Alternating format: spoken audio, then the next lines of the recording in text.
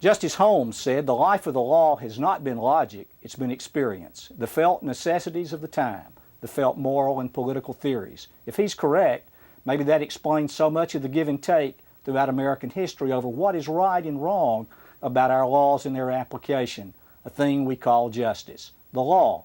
Learn about it from people who practice it and apply it.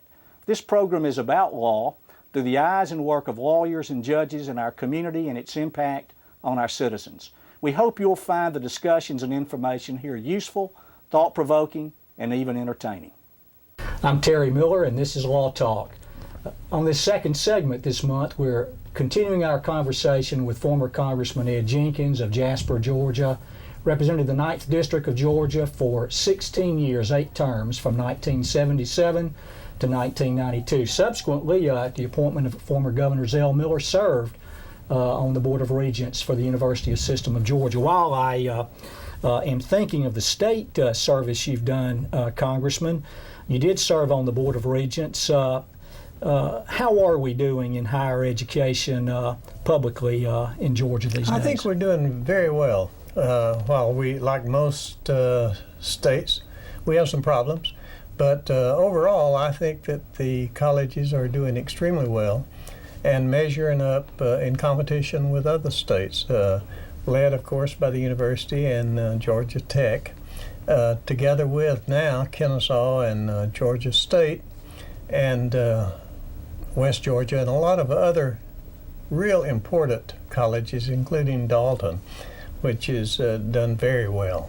What's going to happen with tuition? That's the question families always ask. Well, I suspect that tuition will increase somewhat, but the board, I know a lot of the board, and I'm sure they are determined to try to keep a lid on the increases. Being public education, it's just you can hardly even value this resource to the people of Georgia. It's the most important thing that we can do to provide for the future of our state.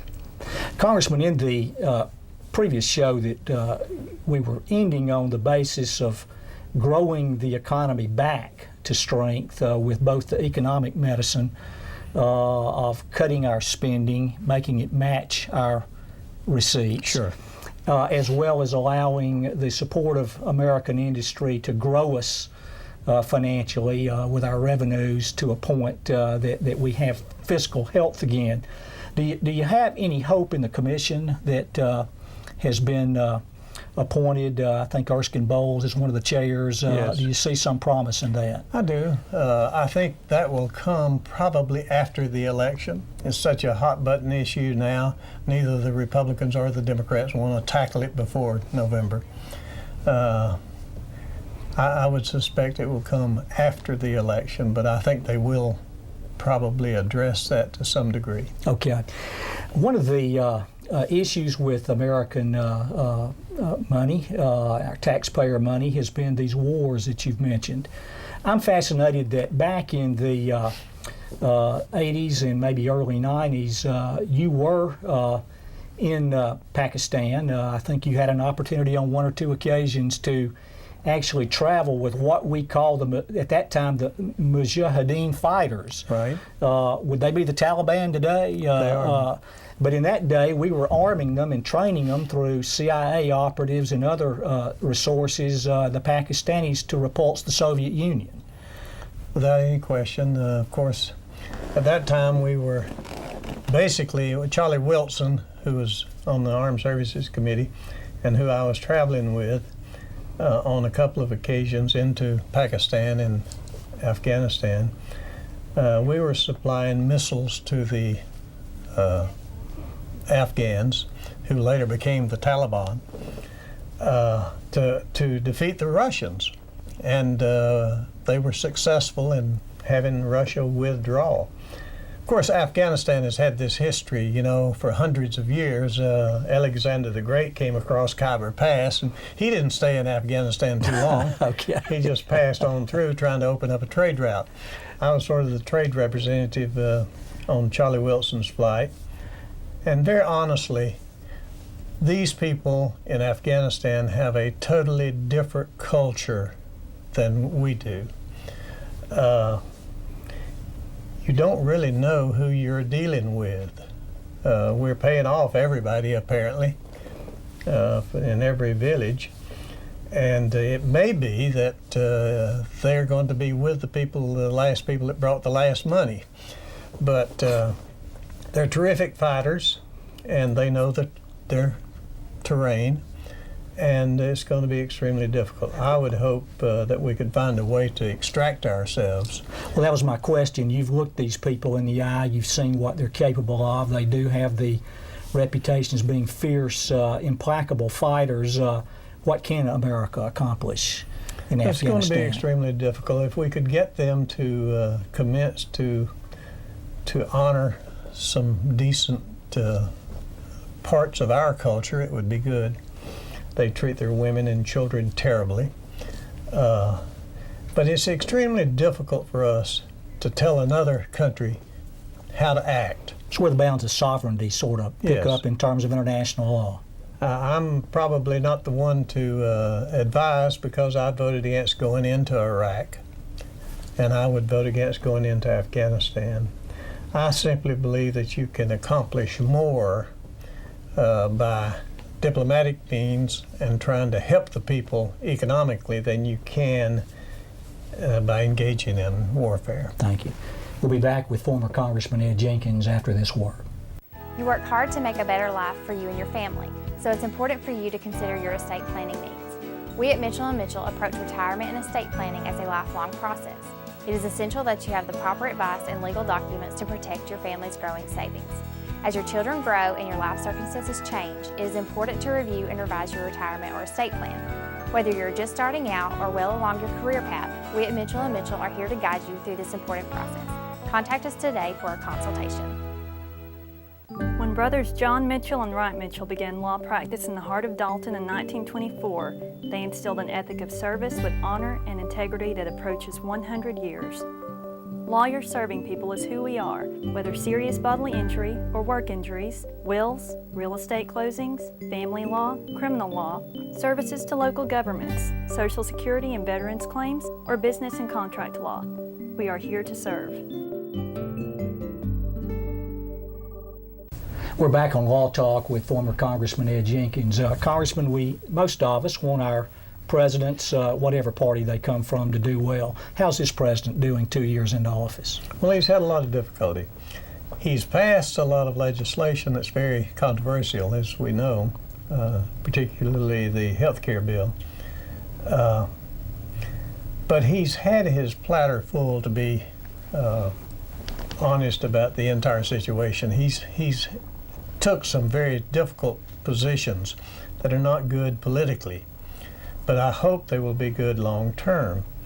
I can remember we passed a catastrophic health insurance bill when I was in Congress. I supported it. And 6 months later we repealed it because the people didn't want that. We were paying for it with a tax really on the higher income people. Well, there's similar calls today, particularly across the aisle and from others, to repeal this before we see much of the implementation. What's your take on whether we'll see a significant implementation of the Obama health reform? I think there will be some changes made. I serve now on the board of a free health clinic for my county, and I'm impressed with how many of the working poor, not people on Medicaid, but people who are working that have no health care insurance, and they end up at the emergency care if they get any help at all. We have, fortunately, some retired physicians and nurses and so forth that donate their time to supply this in Pickens County. But that is true nationwide, that a world of people cannot afford health insurance. This may not be the best bill, and there will probably be a lot of changes made. And maybe they will repeal it and start all over again. I don't know. But some form of health care insurance provision has to be available. Otherwise, we're going to go bankrupt with the emergency rooms and so forth that are caring for these people. Well, I know that seemed to be the thrust of the president's initial argument. I think it got lost as I listened to the debate through that long period. It was in the Congress, is that as a matter of fiscal responsibility, the nation is going to have to do something about its burgeoning health care costs to the public, or the system will just fall. Oh, I think so. I think if there is anything that will bring this country down economically, it is in the cost of health care. As we live longer, and it seems that the hospital costs are greater and greater and greater, something has to be done. Otherwise, that could be the downfall of this nation. I'm not saying that it is this health bill, but some form of universal health care has to be made available. And maybe they will go back to the catastrophic bill that we passed some time ago. So many years ago. Yes. Right. You know, it's interesting how ideas percolate in Washington, in the Congress, for sometimes decades. Yes. Before they actually become passed. This may be one of those concepts. Absolutely. And I think you will find once we get over this particular election, I think and hope that we're going to find a more friendly attitude from both parties that can be very important for the future of this country. I hope you're right. I know a lot of people in this community are hoping the same thing. They talk about the tax cuts that were implemented during the Bush administration. Do you see those being extended or not? I think they will be extended to some extent. I think probably the president's proposal is not all bad, because if I understand it correctly, he's talking about not impacting anyone that makes less than $250,000 a year. It would impact the higher income. Now that may go up from $250 to $300 to $350 before it's enacted. And also the estate tax. There will be some, this year there is no estate tax. Correct. It's the last year of it, though. That's right. Next year it goes back to the high rate. If you're wealthy and you die this year, you're you home escape. free. Okay.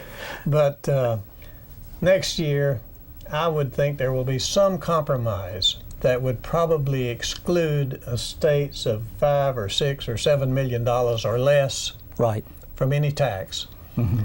And tax those estates greater than that. And that'll be progress from where you started in the late 1970s in trying to effect some reduction in estate taxes. Yes, and I was successful in doing that, in reducing estate taxes, and also eliminating the grandfather-grandchild rate that was penalizing grandparents who died and leaving their estate to their grandchild. Right. Generation skipping, it was called. Gotcha.